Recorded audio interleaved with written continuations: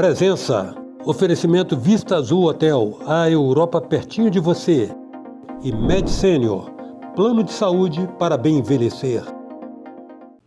A presença de hoje tem muito a ver com um tema recorrente aqui nesse programa, que é a ocupação da sua pauta com temas relacionados à saúde e à cura. O nosso entrevistado é um médico especialista em medicina do trabalho com pós-graduação em obesidade, emagrecimento e saúde do sono, Dr. Raslin Rocha, com quem nós vamos conversar agora. Há muita informação hoje na internet que dispensa, às vezes, a audiência de programas como esse, mas aqui a gente peneira esses conteúdos de maneira a assegurar que chegue até você uma informação qualificada. Esse é o propósito da manutenção dessa pauta. Por isso a gente segue falando de saúde. Dr. Raslin, grato por estar aqui, e quero começar perguntando ao senhor o seguinte: o senhor tem especialidade em obesidade, emagrecimento e saúde do sono? Correto. A obesidade é uma consequência de maus hábitos ou pode ser considerada uma doença? Eustáquio, hoje a obesidade é considerada uma doença, porque ela é o resultado de múltiplos fatores, né? Então não é só o hábito que vai levar à obesidade. Não, é por isso, né? É. E também uma certa, assim, meio epidemia, né? Exatamente. Hoje é considerada doença prevenível, né, evitável, de maior incidência no mundo. Maior incidência. Para você ter ideia, no Brasil hoje, a gente tem mais de 25% da população obesa. Falando no popular, de cada 4, 1 é gordo. Exatamente, exatamente. E o pior é que esse resultado era esperado por volta ali de 2030, ou seja, nós estamos 4 anos antecipados em chegar nesse resultado aí da população, 1 para cada 4 está obeso. Então, a sociedade que exibe essas altas taxas de população obesa refletem isso, cultivam a questão dos hábitos, opção por alimentos poucos recomendáveis. Exatamente, né? No que diz respeito à sociedade, o papel da sociedade é o alto consumo de alimentos industrializados, né? Os ultraprocessados, e não cultivar bons hábitos de estilo de vida. Agora, uma coisa interessante, doutor Raslin, é o seguinte: a causa primária imediata da obesidade é a gula. Né? A gula, você ingere mais calorias do que aquilo que o seu corpo despende no metabolismo, despende, né? Mas a partir daí, o que mais se agrega como fatores da obesidade? O que faz uma pessoa de fato desenvolver obesidade para além da gula? Ou por que a pessoa também busca se compensar pela gula? Exatamente. Tem alguns fatores, né, que são genéticos, né? Na verdade não são genéticos, são considerados epigenéticos. Sim. Então, os hábitos alimentares da mãe, né, se ela tem esses hábitos alimentares de consumir excesso de açúcar, alimentos industrializados, isso vai passando de certa forma, não altera o DNA, né, se ela está no período de gestação, não altera o DNA da criança que vai nascer, mas ela muda a forma com que o organismo dela identifica esse tipo de alimento. Então, ele já nasce com a predisposição para ter essa tendência a consumir mais alimentos desse tipo, rico em açúcar, etc. e tal. Então a gente vai, né, criando um modelo aí que começa cultural, lá na nossa infância, né? Então, por exemplo, pelo menos, né, quando era criança, lá em Minas, a gente tem essa tradição de ter a mesa sempre farta, né? Então a mãe às vezes colocava comida, eu falo a mãe porque quase sempre é a mãe mesmo, né, que alimenta as crianças. Então, assim, colocava o prato, colocava um monte de coisa e falava, come tudo, come tudo, come tudo. Então a gente foi com aquela cultura de comer bastante, né? A mesa farta era considerada uma mesa saudável. Só que com o passar dos anos, aqueles alimentos que tinha ali, que eram preparados pela nossa mãe, pela nossa avó, foram sendo substituídos por alimentos né, preparados ou em restaurante. Hoje, né, popularizou muito aí a questão do delivery, né, das entregas da vida aí por aplicativo, e são alimentos muito ricos em gordura, muito ricos em açúcar, muito ricos em produtos químicos, né, para alterar, melhorar o sabor, melhorar a aparência do alimento. Então isso tudo veio da questão cultural, da questão social, né? Somando-se a isso, né, a redução de práticas que antigamente eram comuns, como caminhar para ir para o trabalho, às vezes pegar uma bicicleta, fazer uma atividade física, né? E hoje a gente tem um alto índice de sedentarismo. Então a gente tem um fator Genética tem o fator cultural, familiar, tem o fator social e o estilo de vida da pessoa. Há quem identificou razões, às vezes, até mais perversas, como a chamada pirâmide alimentar instituída pelo padrão norte-americano, né? Exatamente. Na base de carboidrato, muito carboidrato, pouca proteína, e também como uma maneira de certa maneira, desafogar e gerar demanda para aquela indústria alimentícia de lá. A gente tem absorvido muito essa cultura alimentar do americano, né? Eu tive oportunidade de ir nos Estados Unidos algumas vezes e foram com intervalos de 5 anos, né? Fui 3 vezes dentro de 10 anos. E lá eu pude perceber em 10 anos como você vê muito mais pessoas obesas, né? E a oferta desse tipo de alimento, né? E o alimento deles lá tudo é no macro, né? Você não compra um pacotinho de 12 latas de refrigerante, você compra um de 50 latas de refrigerante, Fardos, né?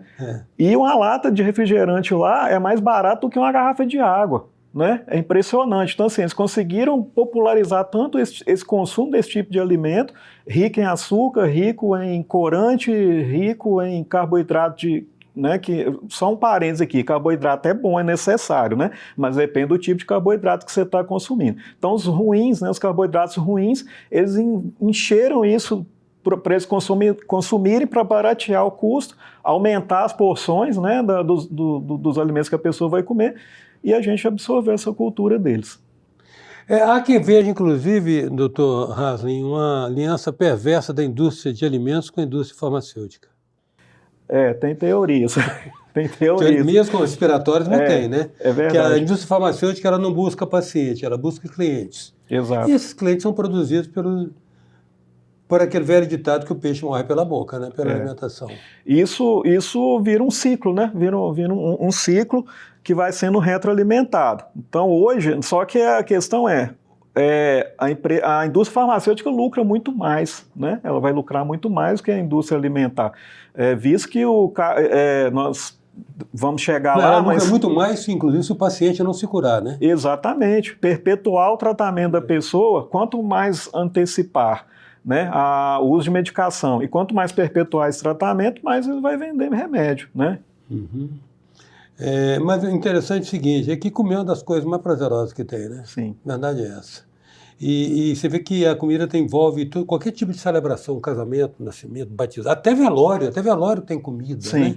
Então, digamos assim, tem uma componente de hedonismo, alguns segundos de prazer na boca, ao preço de uma digestão que vai gerar aquelas gramas a mais. Eu sempre falo isso para os meus pacientes, né?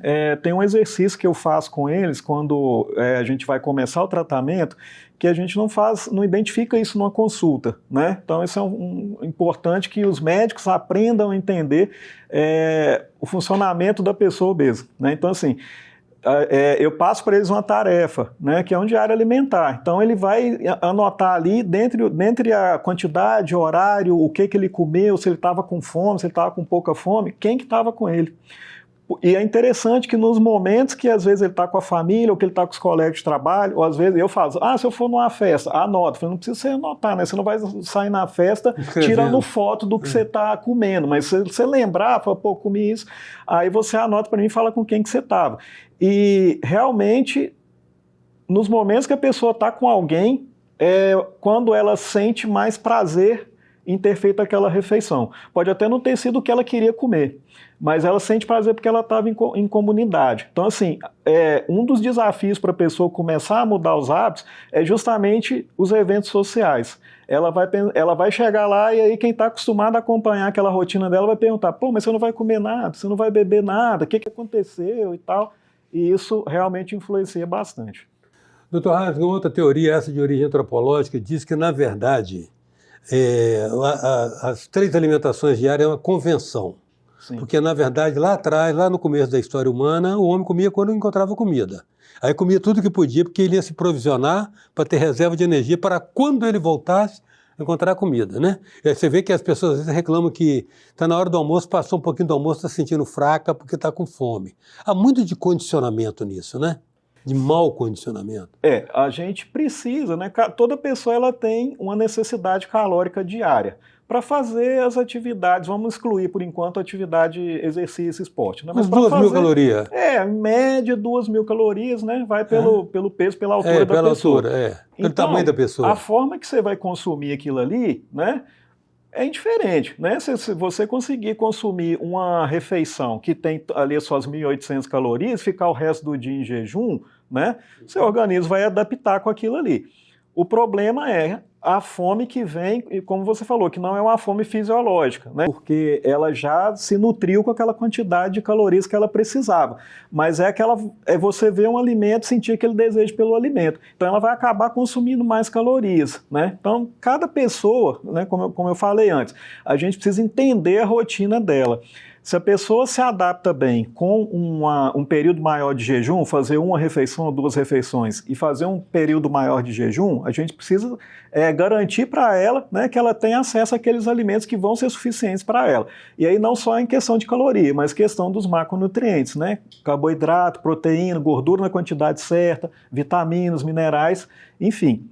Não tem um modelo ideal, né? Tem um modelo que a pessoa vai conseguir cumprir dentro do planejamento dela. Uma questão também que fica, para ser melhor esclarecida, é o seguinte: às vezes a pessoa come não é por fome, não, come porque é gostoso. É porque é gostoso. Porque não é gostoso, não está com comer fome. É bom, comer é muito exatamente, bom. É prazeroso, né? Dá prazer. Então, aí tem um pouco de uma filosofia por trás disso, que o cara tem que exercitar alguma contenção. Senão o preço é a circunferência abdominal. Exatamente. Né? Eu vou dar um exemplo pessoal, gosto né, de contar algumas histórias. Né? Eu sou obeso, você olha para mim você vai achar estranho eu estar falando isso. Isso, não né? Fiz obeso. Não existe ex-obeso, é obeso controlado. Né? Por quê? Nós falamos lá que a obesidade é uma doença. Ela é uma doença que ela não tem cura. Ela é uma doença de controle, né? Então, mesmo que você trate, independente da forma, você chegue no seu peso, né, considerado entre normal, né, ou no sobrepeso, você vai continuar sendo obeso. Então, eu cheguei a perder 20 quilos, né, no tratamento que eu fiz e nesse tratamento eu precisei abrir mão de alguns hábitos, né? Então, vou dar um exemplo aqui. Salaminho. Eu comia salaminho igual um louco, assim. Comia muito salaminho mesmo. Eu comia 2, 3 por semana. Você é todo mineiro que se preze, né? A gente gosta, né? A gente gosta.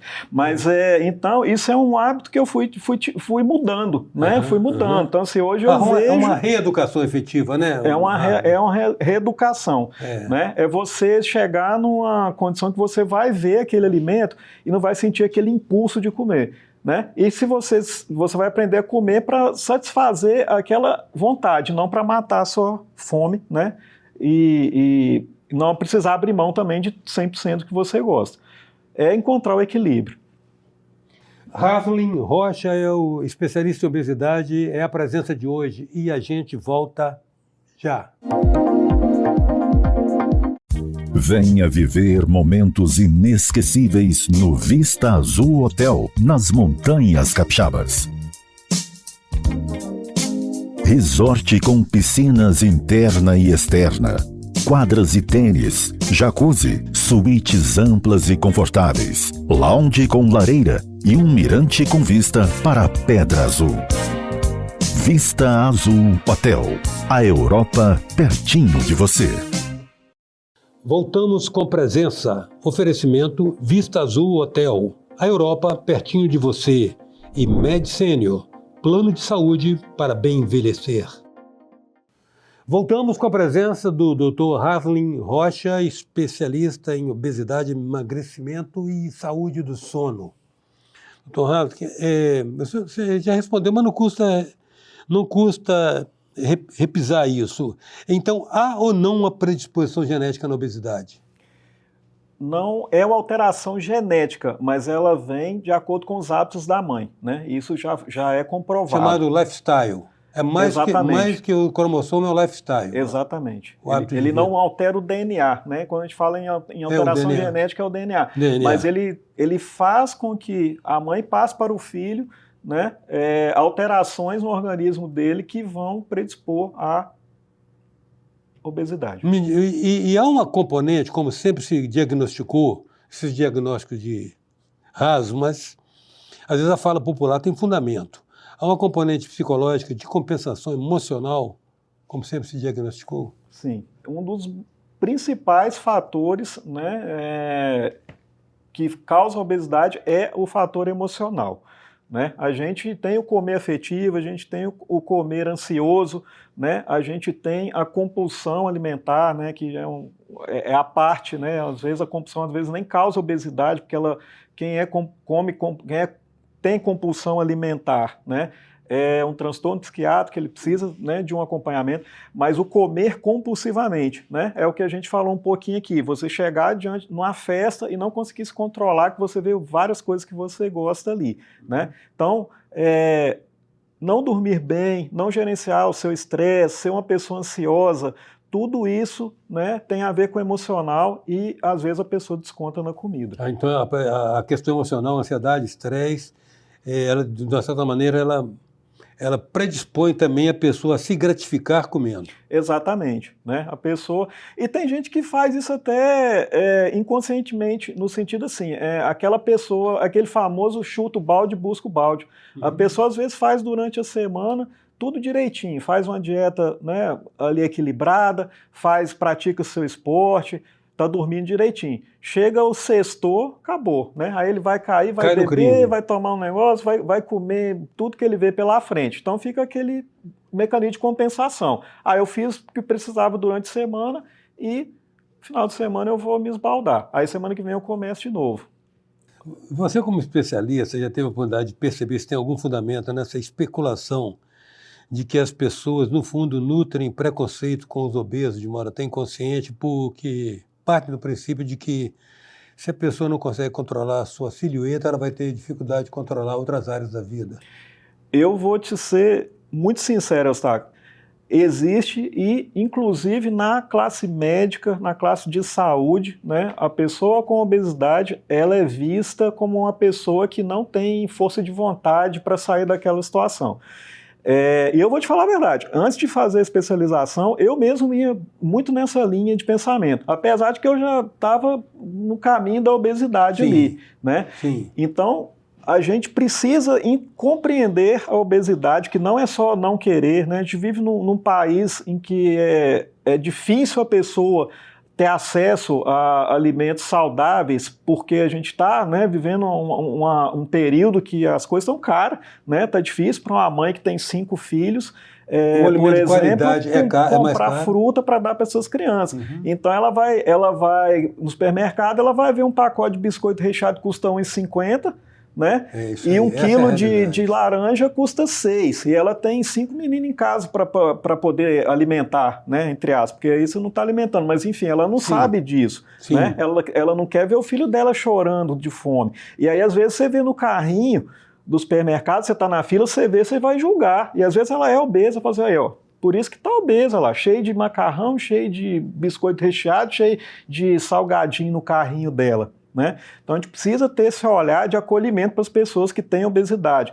Né? Não existe o gordo sem vergonha, né? Existe a pessoa que ainda não se deu conta de que ela precisa fazer um tratamento. Esse exemplo que você deu é muito sugestivo mesmo, né? A pessoa não tem recurso, vai num supermercado, come um pacote de macarrão, R$2, R$3.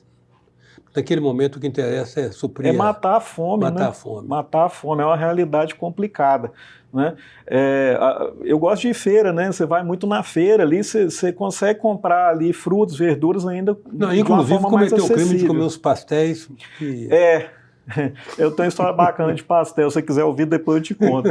Mas enfim, às vezes ali não passa o ticket, né? A barraca do feirante não passa o ticket, e às vezes o marido, né, ou a mulher trabalha, tem aquele ticket, ela vai e gasta no supermercado, que a fruta, as verduras são muito mais caras, e ela acaba comprando produto industrializado. E sono impacta mesmo a obesidade? Sono impacta muito a questão da obesidade.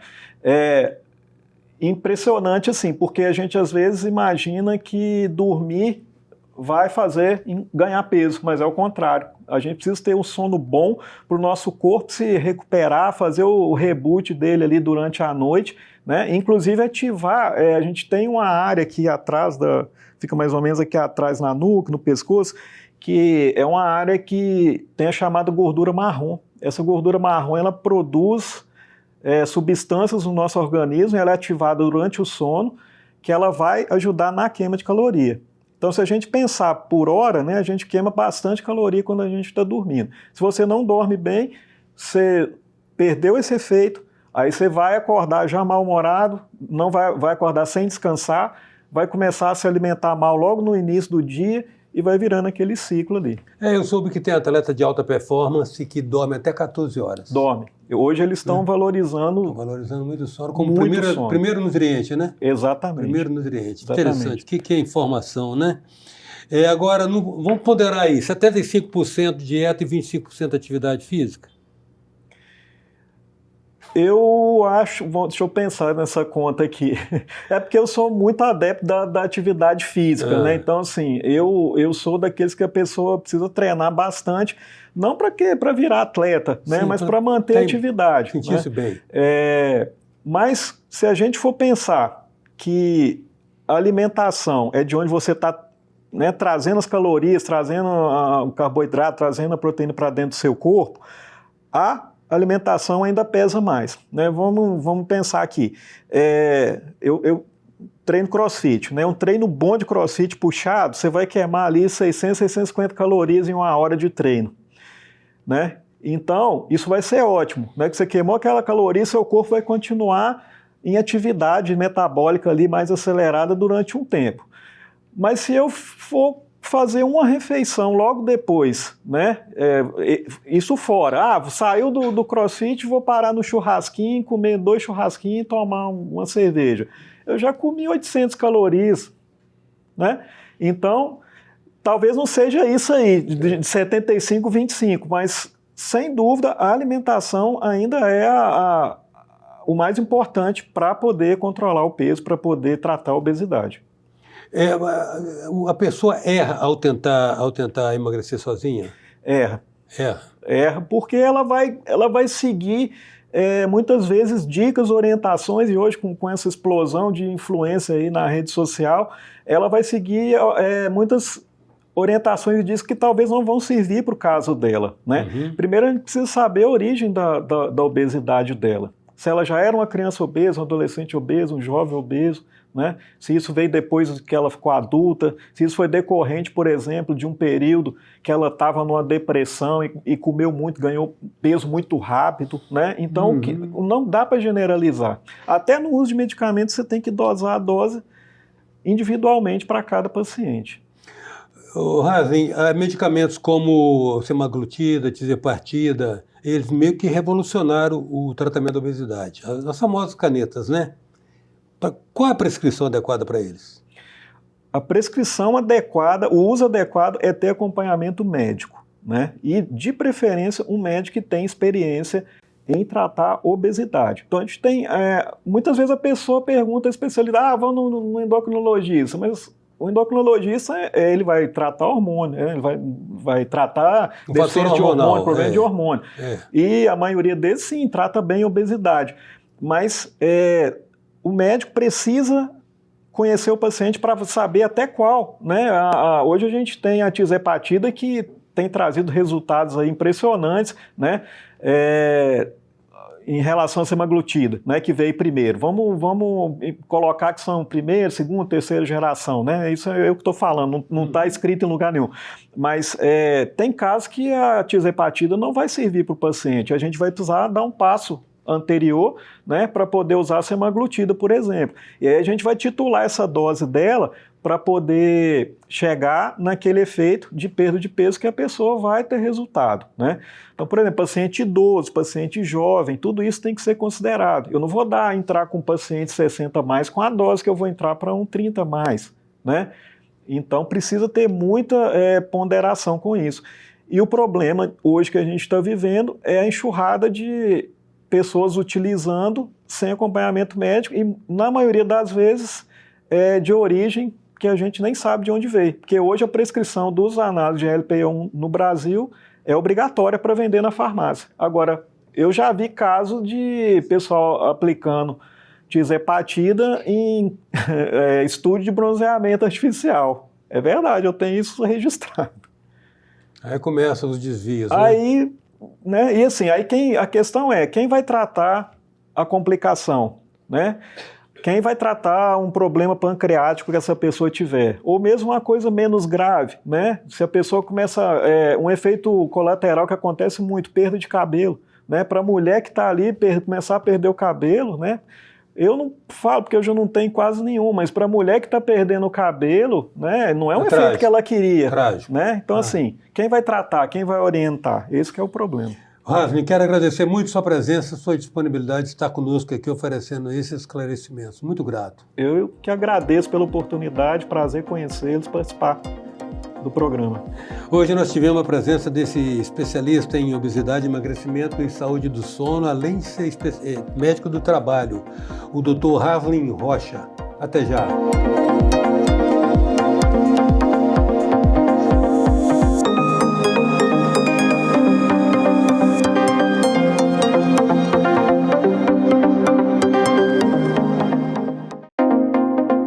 Presença. Oferecimento Vista Azul Hotel, a Europa pertinho de você. E Med Senior, plano de saúde para bem envelhecer. Venha viver momentos inesquecíveis no Vista Azul Hotel, nas Montanhas Capixabas. Resort com piscinas interna e externa, quadras e tênis, jacuzzi, suítes amplas e confortáveis, lounge com lareira e um mirante com vista para a Pedra Azul. Vista Azul Hotel, a Europa pertinho de você.